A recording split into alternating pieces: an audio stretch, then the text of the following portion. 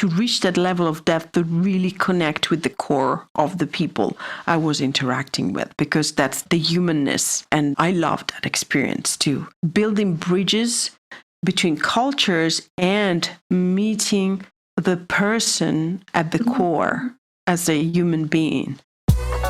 Hey there, and welcome to the Tribe of Leaders podcast. I'm your host, Emmy Kirshner. I'm a serial entrepreneur, investor, and business coach for ambitious women who are boldly taking their business to the next level. And I believe that building a successful business isn't about working 24/7 just to merely meet a revenue goal. What it does take is a unique blend of dedication to purpose, courageous action, and frequently sheer will to overcome the odds that lead to meaningful impact and experiencing a life well lived. In each episode, you'll get to know the women and men who are unafraid to put it all on the line as they share the stories of success and failure that have made them incredible leaders and the magic they gift the world with. As you're listening, and I hope finding value, don't forget to share the Tribe of Leaders podcast with all of your other entrepreneurial friends and to follow us wherever you're listening to this podcast. Hey, everybody. Welcome to the Tribe of Leaders podcast. I am your host, Emmy Kirshner, and on today's show, I have Barbara Dalle Pezze, who is from Italy right this second, but has traveled all over the world because she is internationally recognized leadership coach, facilitator, and author, distinguished by her capacity to inspire and empower, and by her unique ability to connect and tune in with the people from highly diverse cultures and backgrounds.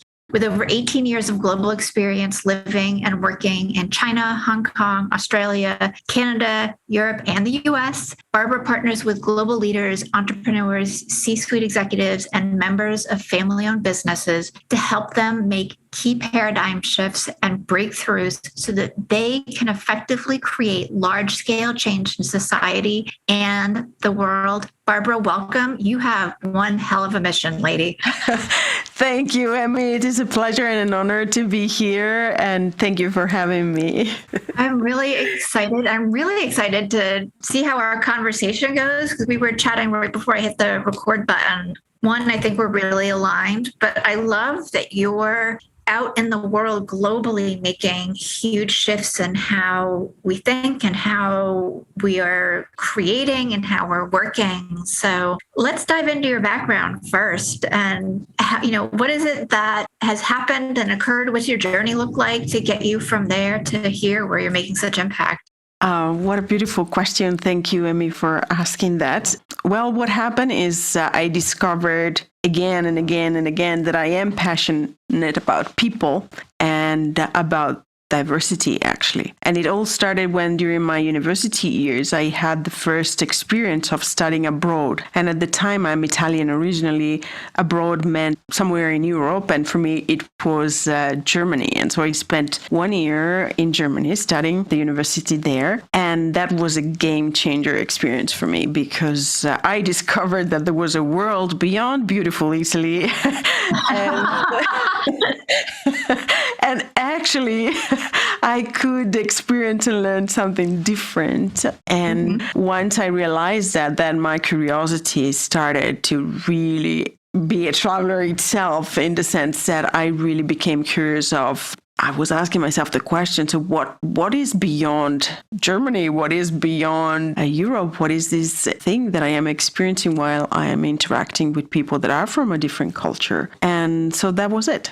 And I started from Germany. I went back to Italy, and then life took me on the other side of the globe, and I moved to Hong Kong. And that was my life, a new life for me.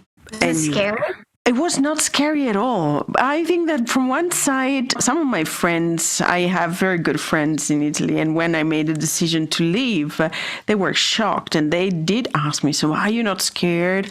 You know nobody, you have never been there, and I would never do that. And honestly, Amy, I have to say that no, none of those thoughts crossed my mind. I was excited.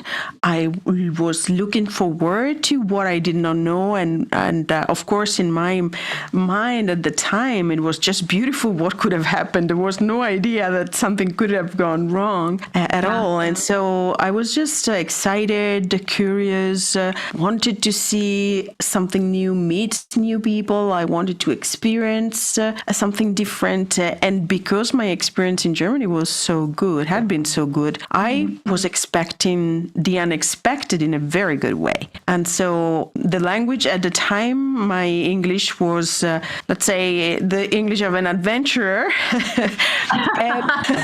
and so I decided that I would have had experimented with the language, and really I interpreted everything that would have come my way as an adventure. So no fear whatsoever, actually. It was just a desire to explore and to find out what I did not know. What a great perspective, because like the idea of moving to China, just culturally, there'd be so many different things to get used to that are different, that, you know, are I want to say black and white, like night and day compared to what here in the States I would be used to. And if you're taking all of that in through the explore, the adventure, then you are open to more positivity and newness and really playing. I completely agree with you. And what also happened is that by going there and being open-minded and actually not expecting anything, because I never went to Asia when I moved to Hong Kong. And so I did not have any expectation. So it was really like having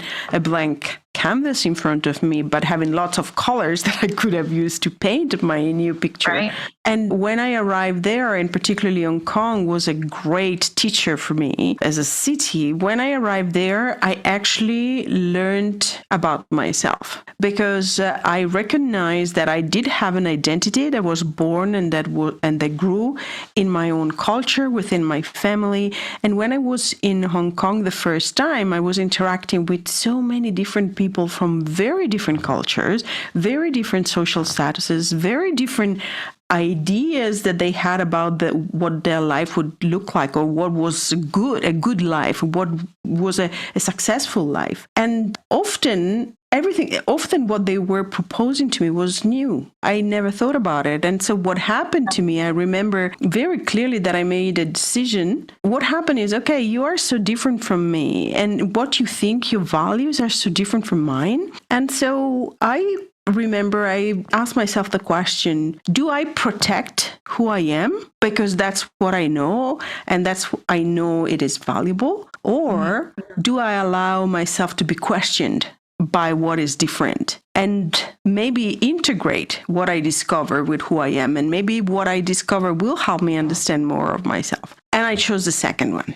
Yeah. I chose to be questioned by diversity. And that was amazing for me, because it allowed me really to discover more about me. And to me, that's how precious it is to be in a diverse culture, meeting different people, which is spectacular right now, actually, globally. Yeah. And what are a couple of things that you learned or you took away from some of the places that you have been in that's different, that you really appreciated, that shaped you? Everything. For example, I was teaching at the university in China for 3.5 years. I taught there at the university in mainland China, not in Hong Kong. When I was in mainland China, I realized how many assumptions, how many biases, how many invisible assumptions, invisible to ourselves, invisible assumptions we have that we don't even realize, and that constitute the foundation of our world. Why do I say this? Because when I was in mainland China and I was teaching my students, I was teaching different subjects, but in particular, I was teaching about freedom and existentialism in philosophy at a certain point. Ooh, so fun. Yes, it was. And when I was speaking, of course, as me, right? Of course, I was the professor and I was teaching, and I was a professor Barbara from Italy, and with my experience, etc.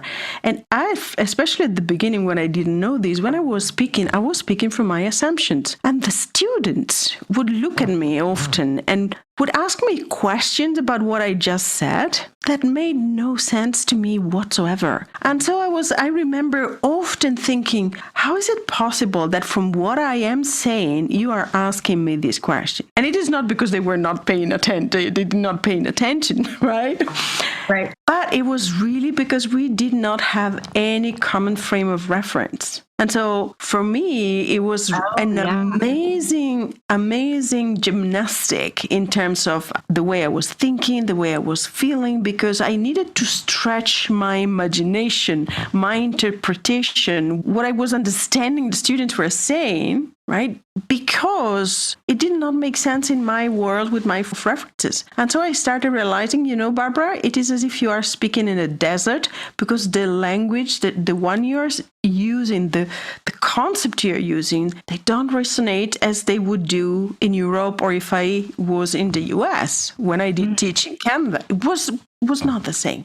And so I had to really become proficient and then stretch my ability to have an intuition of what could be beyond what I understand or what I mean to say.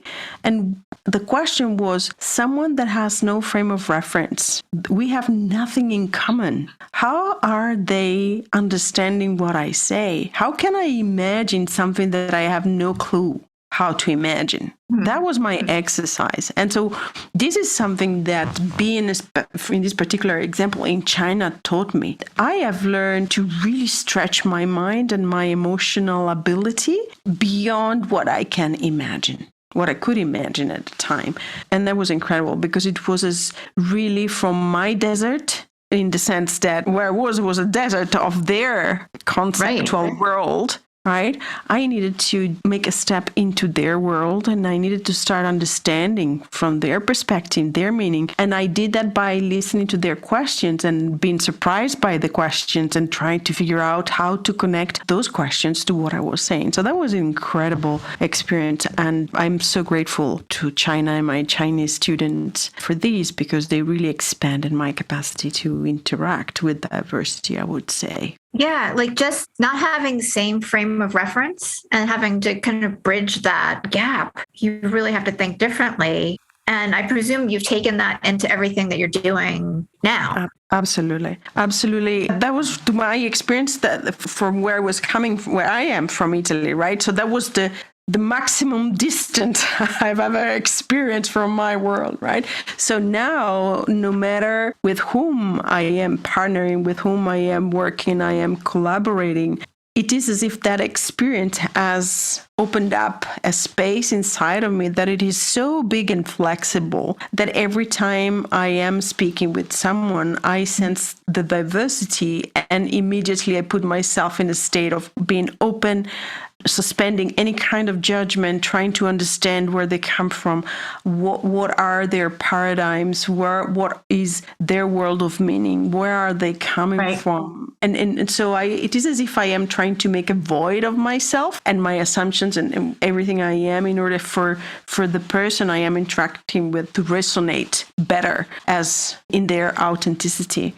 And I think that this is really valuable, because then the person in front of me, even if I have a team of people, they feel the freedom to actually express themselves without protecting too much of those areas that usually we tend to keep hidden, because, I don't know, maybe it's better, so we think. Right. We don't want to show our imperfections, our perceived imperfections. Yes, absolutely. Wow. Yeah, what led you from Hong Kong and China to Australia, Canada? Like you've traveled the globe.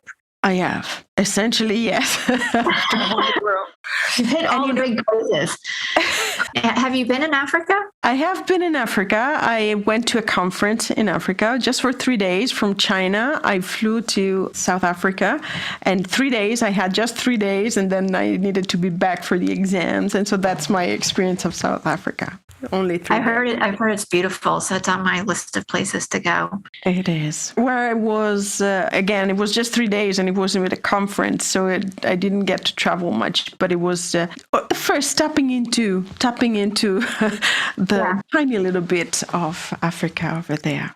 Definitely a country that needs to be explored more. Yeah, absolutely. So what led you to all the travel? At first, my idea of traveling was linked to going on holiday before going to Germany, before starting my experience, my global experience. And but once I started that, I realized that actually traveling for me was living in different cultures. I've never been a tourist anymore, basically. And so I loved it very much. The opportunities came. And so once I learned that it was not so difficult. Of course, there were challenges in changing countries and moving and learning the rules of the place and learning to adapt and adjust. That of course, was challenging, but it was more the gain of being in different countries. And so I simply had the opportunity and I took it. So from Hong Kong became China and then Australia. And then it was very interesting because the people that I met in these different countries, they moved around as well. And so suddenly I have connections and business partners and clients that are all over the world. And they ask me to go and work for their company in that new country. And so I would do that because it became part of who I am. And so it was not even my friends from Italy, they joke and they say we go between Venice and Verona, and I was commuting regularly between the US and China every 4 weeks. And for me, that was my norm, and I loved it because it was composing. It was really composing diversity. It was creating every time, if I can use a metaphor of music, really a symphony of different sounds, and I loved it. I really loved it. And it just happened that it was possible, and I was really enjoying and the contribution I was bringing. Because when you do this, what happens is that you actually are breathing and living and contributing and get something from the culture you are in.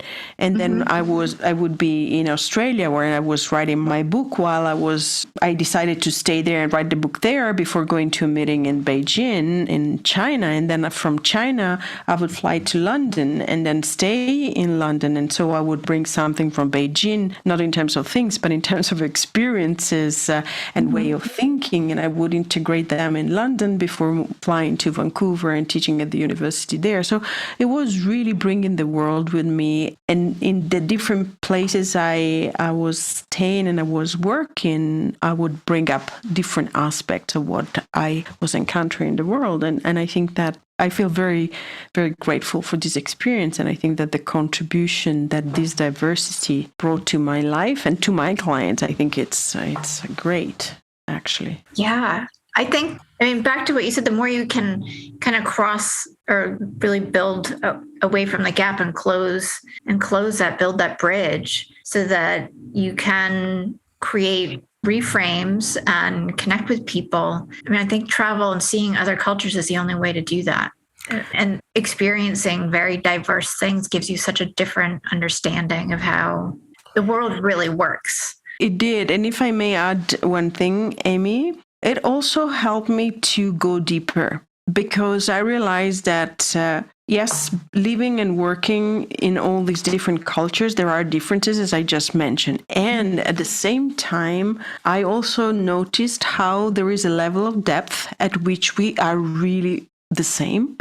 And so I loved every time, and I was learning more and more to reach that level of depth to really connect with the core of the people I was interacting with, because that's the humanness. And I loved that experience too. Building bridges between cultures and meeting the person at the core as a human being. Right. Amazing. Yeah, it's so exciting. So exciting. I'd love to talk about the book a little bit, right? It's a memoir. It's The Unexpected Gift. What was the catalyst for writing it?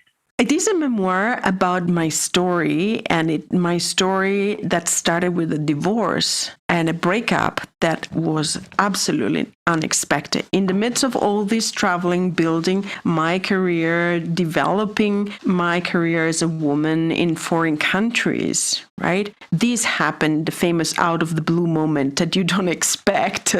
And it did happen. You think that you are building, I was thinking I was building a wonderful life and I would have had a family and kids, and we were traveling with my then husband around the world, and I did not expect it. So what moved me to write the book?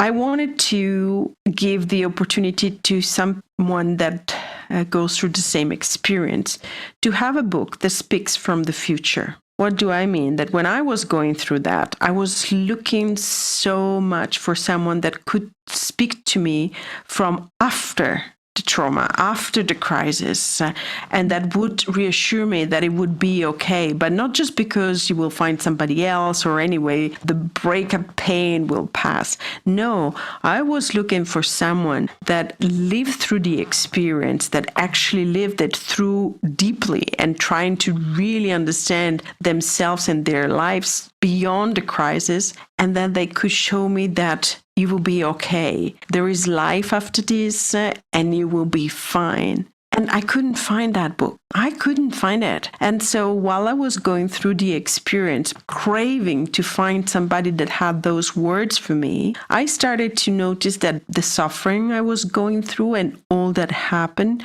was giving me such a sharpness of mind and in the pain, there was so much clarity somehow. And so I started writing down, jotted down notes and like these snapshots of what I was seeing. And then eventually there was a point where I decided, you know what, this is going to be a book. And so I started writing, and the book came up and materialized after a few years. It took me a little bit of time, but now that's it. And that's my contribution to those who go through all kinds of crises, really, in life. That was very hard. It was not easy at all. It was painful, and I experienced all kinds of betrayal and pain and suffering and loss of trust and everything you can imagine when you go through a breakup and divorce of someone that you still love and you wanted to build a family with. So it was hard, and eventually, here we go. We have made it on the other side, and now the book speaks from the future to those who go through that experience. Of course, all experiences are different, but the pain and the challenges, I love that. And you're right. I mean, I was divorced a very long time ago, but it would have been so nice to have somebody else's experience to lean on from the future, I knew I think the thing that kept me going every day, because it was just a really hard time. I mean, I had little kids, he moved away, I was juggling all these emotions, both for myself and the kids and moving, and I knew that I was going to be okay.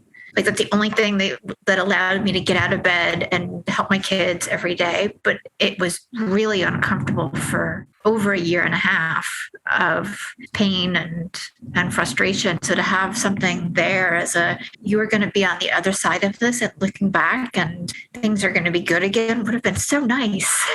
You know, it is true. And not that we're not people that would tell me so. They would tell me, look, it's going to pass. You will be okay. But those people, they did not go through it. Yeah. I needed somebody that went through it and that came back from the afterlife, the second life after this traumatic experience. And as you just said, there was none at a time.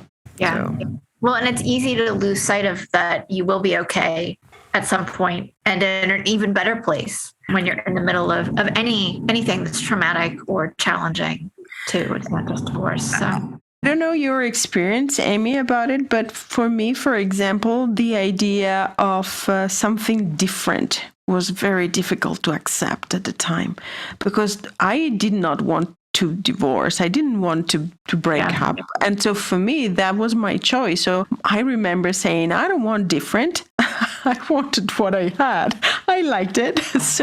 And for me, it was very challenging to believe that there was something and that it would have been different and that it would have been better and more amazing. And it didn't, to me, that was very difficult. I don't know if you had a similar experience. I was okay with the difference. I just didn't know. I think I was in survival for like several years after that too, because as I said, my kids were little and it was me. Like it was me 24/7, 365. Like, I mean, he did the every other weekend thing, but I was just like, how do I get some place where I was above, like slightly above, having just my face out of water where I could breathe a little bit more. And that was my biggest challenge was, it seemed like every time I got 2 steps ahead, there was something else knocking me back. But, I've raised 2 amazing kids on the other side of it who are doing brilliant things now. And it's, and I mean, obviously I'm happy and all of those things are fantastic, but yeah, it is. You have earned that. It didn't I have earned that, damn it. And now going to the beach and relax. It's something. Yes. Oh my God. I love the beach. Like as I was saying before we started, like, it's such a place where I feel like my entire body can exhale. So I know I said that to you, but earlier, beautiful. Like, all right, I'm good. And it's a place that just like, it doesn't matter what beach either. Like I'm not beach specific. I'm not weather specific. It's a place where I fill up, where I feel very rejuvenated. I know there are people out there that don't like sand or the sun as much as I do, but I hope they have their own special place that fills some up too. Oh, yes. Yes, yeah. I'm sure. I'm with you. I come to the beach with you. I love water. We'll meet somewhere. Exactly. Yeah. So I'm curious too, like as you're working with your clients to kind of shift gears a little bit, how do you help them make the paradigm shifts? Well, the first challenge, I love to do that work because it has to do with mindset. And the first work to do is to help them realize that they do have paradigms and help them to actually see them and become aware of what they are actually standing for. And it is very interesting because often there is a fine tuning of, yes, I stand for this, or actually, no, this is not really what I am standing for. This is not what I value. This is not what I want to do. This is not what I want to contribute to the world. And so there is a lot of work around self-awareness in order to make paradigm shifts. And the paradigm shifts have to do then with what they want to achieve.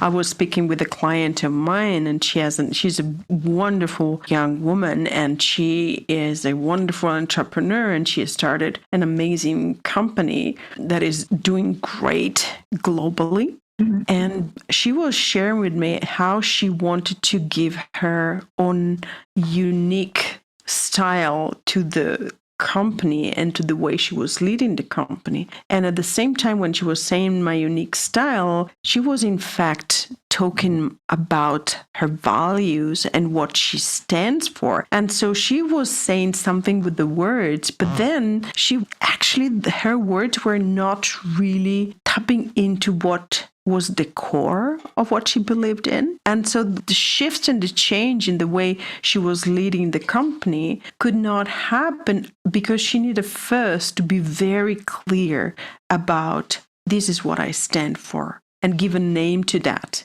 in order then to really expand the impact that she could have, and the impact would have actually be her own, because she was aware of it. So when I say that I help my clients do paradigm shifts, I really help you first, you as a client of mine with whom I partner, I help you first to really see through. I love to say that I help them create inner transparency. I love to share the metaphor of beautiful watch. And Patek Philippe, for example, that has this transparent glass on top, and you can see all the engines, right? The tiny little engines that are part of the watch, and that they create the movement, and they are smooth in their movement. So to create paradigm shifts, I need first to be clear of all my engines. Are they properly working together? Are they oiled? Do I need to change some parts? Some are rusty. Do I need to upgrade some of their functions? So do I see everything that is there and is working properly? Do I know how to have them work properly, all this engine? So this is what I start doing, create inner transparency so that I can see myself. I love that. Yeah. Like that's just hitting me so powerfully, because when you have that clarity and you're looking at all those pieces, then it changes the messaging or the communication you're having with the outside world. Yeah. Not only that, I love to work with my clients creating inner transparency, because once you have done that work and your inner engines are smoothly working because they are clean, taken care of, then you don't have to focus on them anymore. You are free to use your energy to focus on what you want to create. Mm-hmm. And your inner engine works properly. It becomes a generator of energy, and your focus and the energy that is created is directed outwards, and you can create something out of your energy. Whereas what happens, and reality and situations are so complex today, right? And what happens often that we are so focused, or we think that we need to solve problems on the outside, and we do not have time for our inner engine. So what happens? That every 5 minutes, it is as if part of our engine is stuck. And so you need to stop focusing on the outside results, and you need to take care of your own inner engine. And so the work is disrupted. There is no flow. Whereas I love to think of the idea, let's focus on having that inner transparency, inner harmony, if you want to call it, or this flow from the inside. So then you can actually be totally focused on creating what you want on the outside. Isn't that beautiful? It's gorgeous. I'm just sitting here mesmerized, taking it all in. And again, too, because we're so aligned in our belief systems, but listening to you talk about that really lands with me. And I can only imagine the impact that your clients have once all of their inner work is aligned, and what they can create newly, differently, in a more simple way, but more effective. Yeah. And to do this, though, you do need commitment, right? Yeah. Because as you know very well, because you are a coach as well, we can support, we can partner, but the other person in front of us really needs to feel the commitment. They need to want to be better, to get better at doing something or at being something different, more being fully reconnecting with their core, with all resources. They need to want that. They need to be really committed to it. Otherwise, it doesn't work. Otherwise, for a moment, while we are having this conversation, for example, then you are inspired, the client is all excited, yes, yes, yes, but then it is like a flame, right? It doesn't. Yeah. So for the flame and the fire to be there needs to be this conversation. Yes, I help you, I inspire you, I show you, and then you get inspired yourself to work on your engine and make them all working. Right. Yeah. Because I talk about that in a lot of my programs, where it's easy to get people excited and get them, and I'm air quoting, on board with change and shifts and doing things or looking at things differently. But that usually wears out in 3 days, and then they're back doing the same thing that they've been doing and nothing, and it just kind of circles around. So I love the approach too, like just having the accountability and the support to work on one thing at a time. Absolutely. Yeah. Barbara, this has been amazing. I'm so glad that we got to connect. Share with everybody where they can get the book. The book is available on Amazon, so very easy to. Okay. There is both the Kindle version and the paperback version. I'm working on the audiobook, so hopefully it will be there soon. But so Amazon is the place to go. And if somebody is interested in reading it, they can send me a message, and then I have a gift, which is the unexpected gift. Ooh, what kind of gift do you have? Well, when I chose the title, gift is really something I love, both to receive it and to give it. So the unexpected gift is alive, and so when you read it, you get a gift in a surprise. So like a ooh. I won't reveal it though, otherwise it won't be a surprise. Surprise, yes. And where can everybody connect with you? I think the best place is on LinkedIn. I am active on LinkedIn, so I think it is the easiest place to connect with me right now. There is also my website, which is, of course, as always, under renovation and let's say, and updated constantly. So I would say LinkedIn is the best way. Okay. Awesome. Barbara, thank you again so much for coming on. This has been absolutely fantastic. Thank you very much, Amy, for having me here. And thank you for what you're doing with this podcast, sharing the stories and the experiences of people. It's really amazing. So thank you for doing that. You're welcome. Thank you so much for being a listener of the Tribe of Leaders podcast. I am so grateful for each and every episode that you tune in and listen to. And I hope that you get a ton of value that you can implement starting today. I do have just a quick favor. If you wouldn't mind hopping on to wherever it is that you listen to podcasts and leave us a rating and review, it would help us tremendously so that the Tribe of Leaders podcast can be found more easily and help inspire other entrepreneurial leaders.